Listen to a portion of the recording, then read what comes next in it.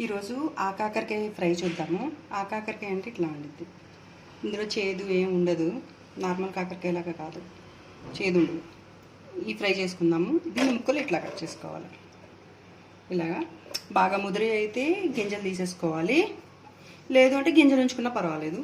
దీనికి ఫ్రై అన్నాను కదా, దాంట్లో పౌడర్ వేసుకోవడానికి పల్లీలు, కొంచెం పచ్చిశనగపప్పు, జీలకర్ర, నువ్వులు, ధనియాలు, కొంచెం కరివేపాకు, ఇవన్నీ ఫ్రై చేసుకుని పక్కన పెట్టుకోవాలి. చల్లారాక పౌడర్ వేసుకోవాలి. ఇది ఇంతవరకు పౌడర్ అయింది కదా, దీంట్లో కారం వేసుకుందాము. కారం,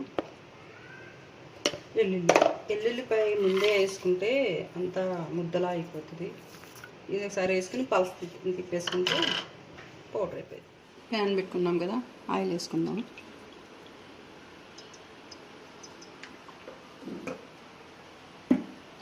ఆయిల్ కాగాక ఇంకా ఆనియన్స్ అవి ఏం అవసరం లేదు, ఈ కట్ చేసిన ఈ ముక్కలు వేసేసుకుందాం.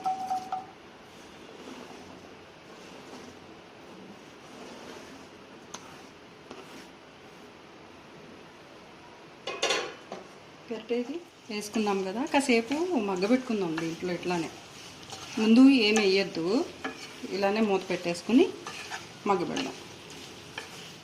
చూద్దాము. ఇది మధ్య మధ్యలో తిప్పుకుంటా ఉండండి. దీంట్లో సాల్ట్ ఫస్ట్ వేసుకుందాం.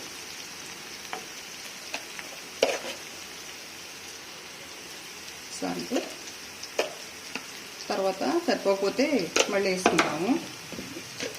ఫస్ట్ వేసేసి మళ్ళీ మూత పెట్టేద్దాము. ఈ సాల్ట్కి అది కొంచెం మగ్గుద్ది. మధ్యలో తిప్పుకుంటూ ఉండండి. మీకు కూడా మూత పెడదాము. కొంచెం అన్నట్టున్నాయి కదా, ఏం పర్లేదు, చూస్తున్నాను. అయిపోయిందండి. దీంట్లో మనం ఇందాక పౌడర్ చేసుకున్నాం కదా, ఆ పౌడర్ చల్లేసుకుందాము. కొంచెం అడుగు పట్టినా ఏం కాదు, టేస్ట్ బాగానే ఉంటుంది. ఫ్రై కదా, ఇంకా మాడిపోయినా పర్లేదా? ఏం పర్లే, మనమే కదా తినేది. ఒక్కొక్కసారి అట్లా జరుగుతూ ఉంటాయి కదా. ఇంకొంచెం వేద్దాం. కానీ టేస్ట్ మాత్రం చాలా బాగుంటుంది ఈ కర్రీ. కాకరకాయలాగా చేదు ఉండదు అసలు. మరి ఎంతమందికి తెలుసో ఇది? తెలుసంటావా ఎవరికైనా? ఇది యాక్చువల్గా కాకరకాయ అంటేనే ఇది కాదు, ఇది బాగుంటుందిరా.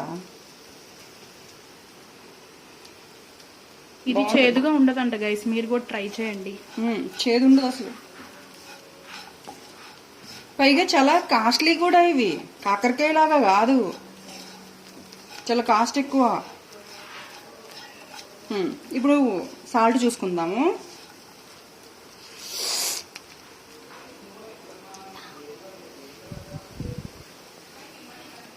సాల్ట్ తగ్గింది, కొంచెం సాల్ట్ వేసుకుందాం.